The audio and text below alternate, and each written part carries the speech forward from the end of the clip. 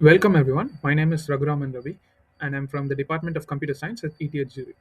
Today I'll be presenting to you on the topic of fast adversarially robust gossip algorithms for approximate quantile and mean computation. This is joint work that I did along with Bernhard Heupler, Mark Kaufman, and Ulis Schauler as part of my master thesis. So just to start with some background, let us look at the problem setting. We consider n nodes, each with the initial value, which is just some real number. And in our distributed setting, the communication occurs in synchronous rounds. And we assume that the underlying graph is complete. So every node can potentially communicate with every other node. And the aim of our setting is to compute some aggregate value, usually approximate, like mean, median, majority, etc. And the requirement that we have is that the algorithm must terminate, and after termination, every node outputs the answer with high probability. It's just 1 minus some inverse polynomial in n. So, what are gossip algorithms? So, they are a class of distributed synchronous algorithms. So, exactly for our setting, but they are constrained such that in the case of uniform gossip, in each round, every node contacts one of its neighbor uniformly at random and can only communicate with this neighbor in this round. And usually, this communication is in the form of either pushing a message or pulling a message from the neighbor. And the standard assumptions in these settings are that the message sizes are of size log n, right? So you might be wondering, this seems like a very simplified and constrained set of algorithms. Why would we care about these gossip algorithms? Well, it's because they're usually quite simple, right? And they usually converge quite fast, and they're naturally robust to failures, which will come into handy when we look at adversarial settings. And they're also quite easily scalable, right? For these reasons, they have also been widely studied in some real world contexts, such as peer to peer networks and sensor networks. So, let us look at some previous results in this field. The first really kind of major result here is from Kempe, etc., who showed that you can compute exact sums in log n rounds, right? And in the same paper, they also showed that extending this, they can compute exact quantiles in log square n rounds. Here, they use a quite simple gossip algorithm wherein each round, every node uh, pushes half of its value to some other node uniformly at random.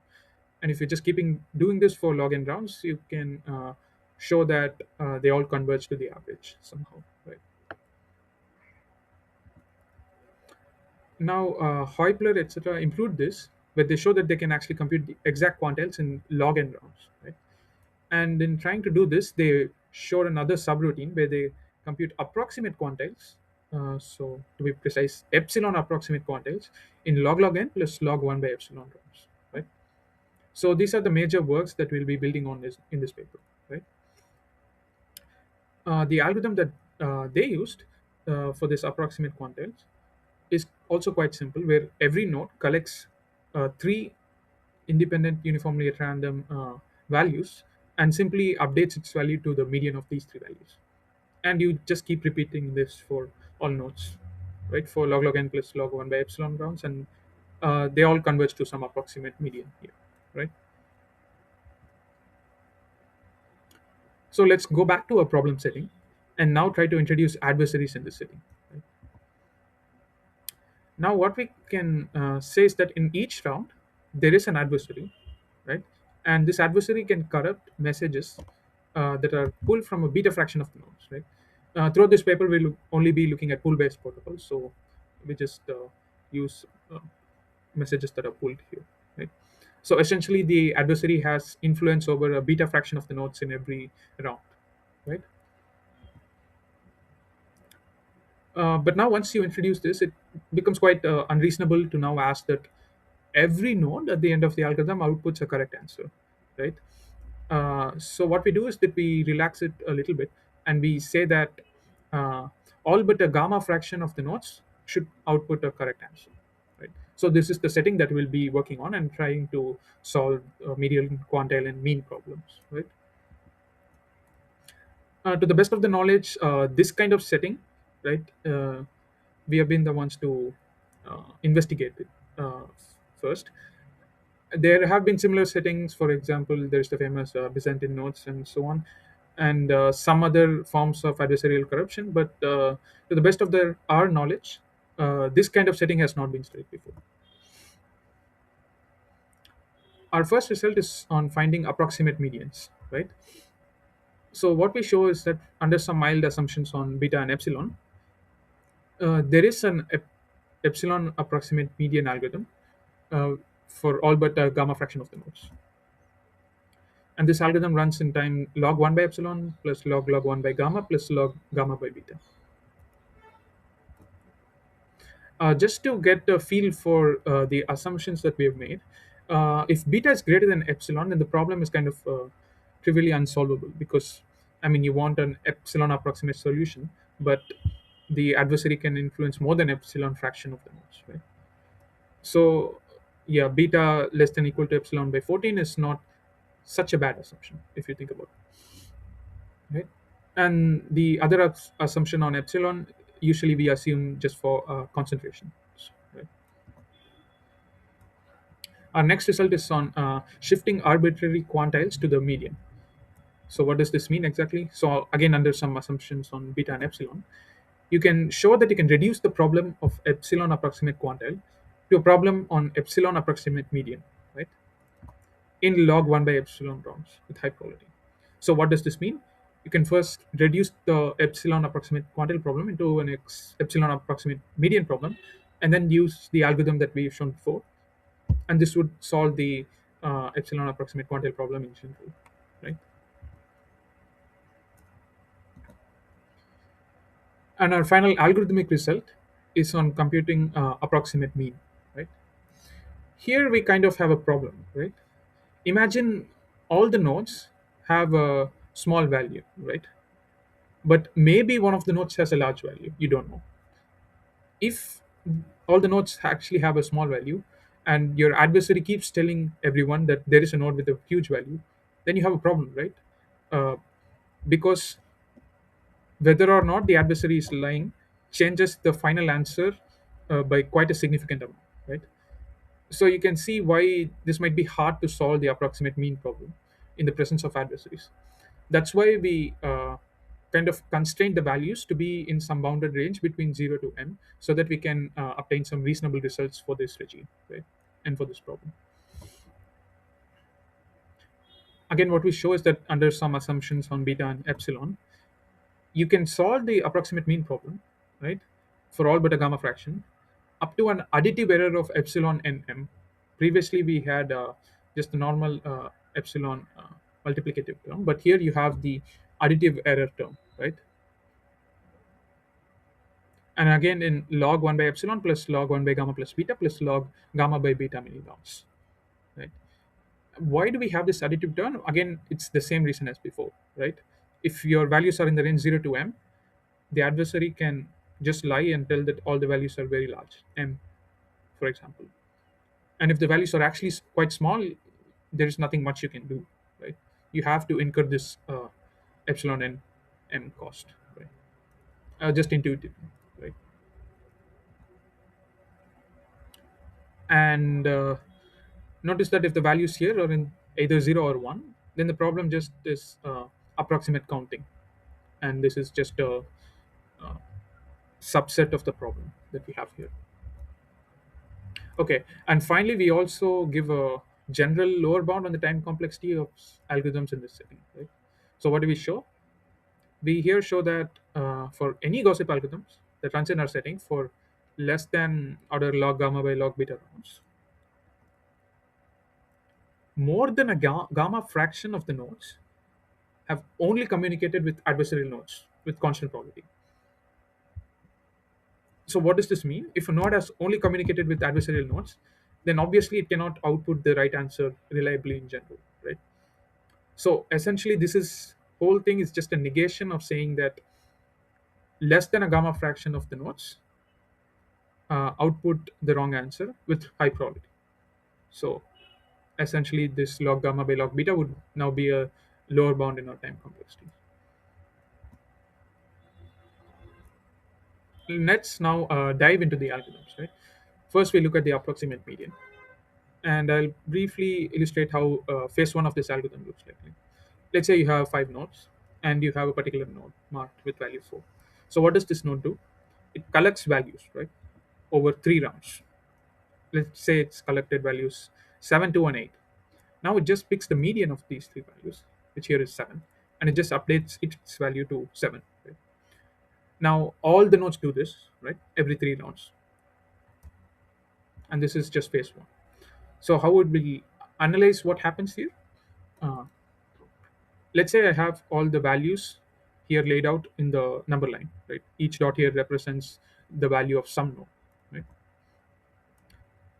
And now the median, let's say, lies somewhere here.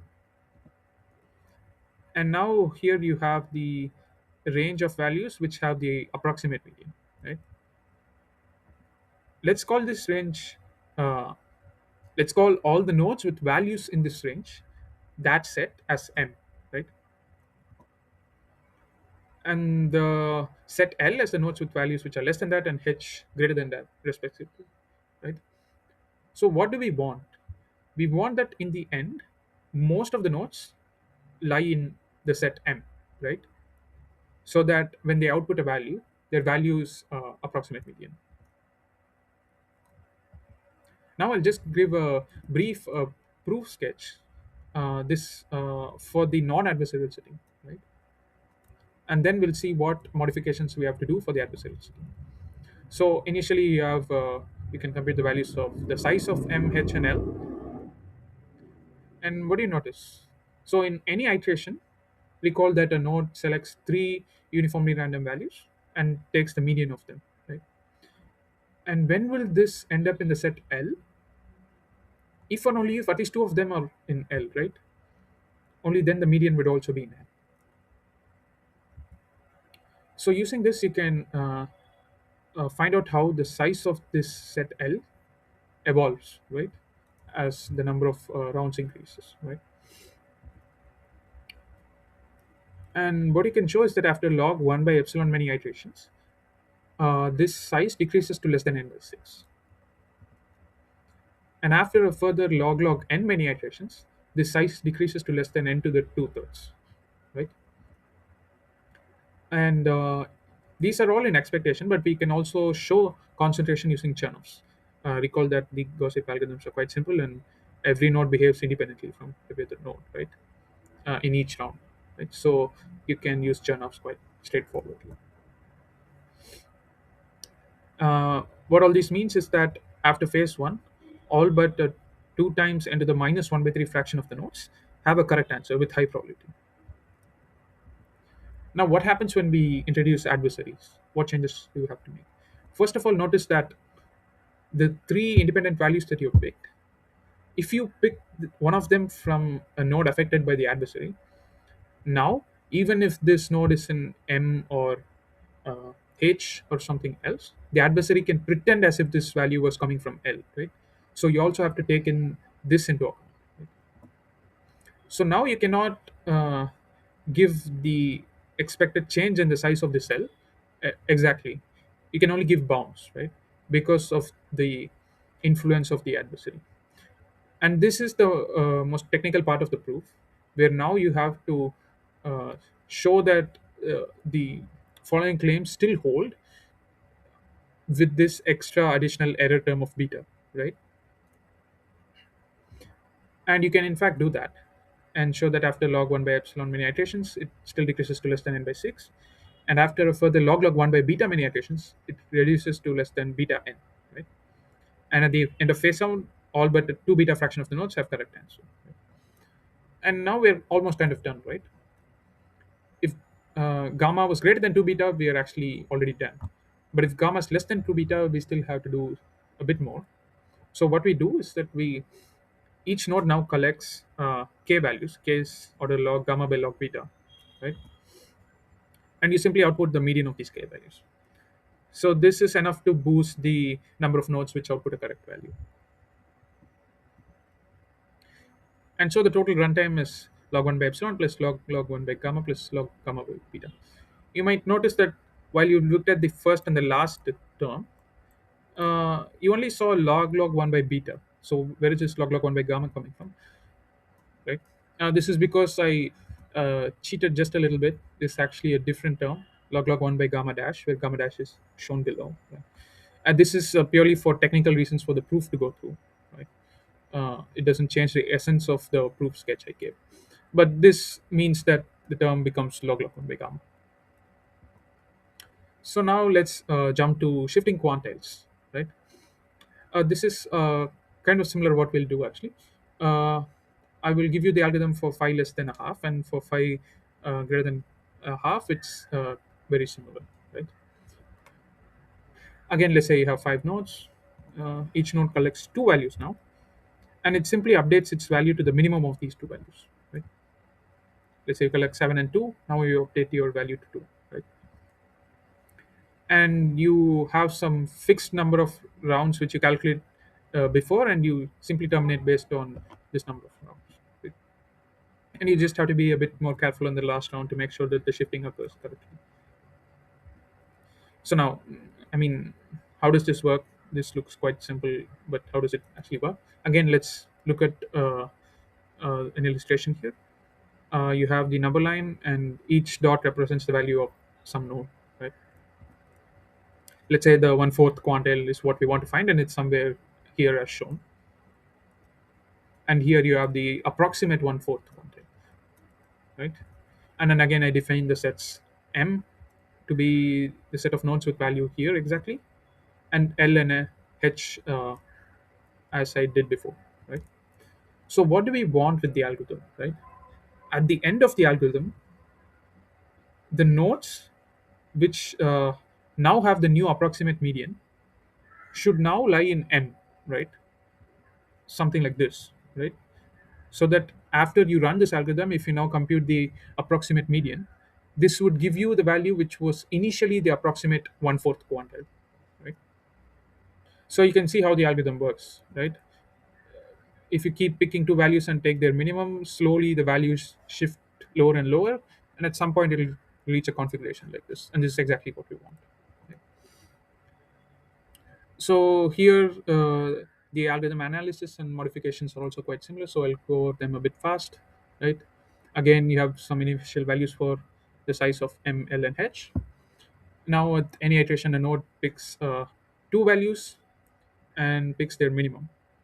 And now this is in H if and only if both of the values picked were in H, right? So using this, you can see how the size of H evolves over the number as the rounds progress. And after log 1 by epsilon many iterations, it decreases to around half minus epsilon, right? This is what we wanted, and you can show concentration using show notes.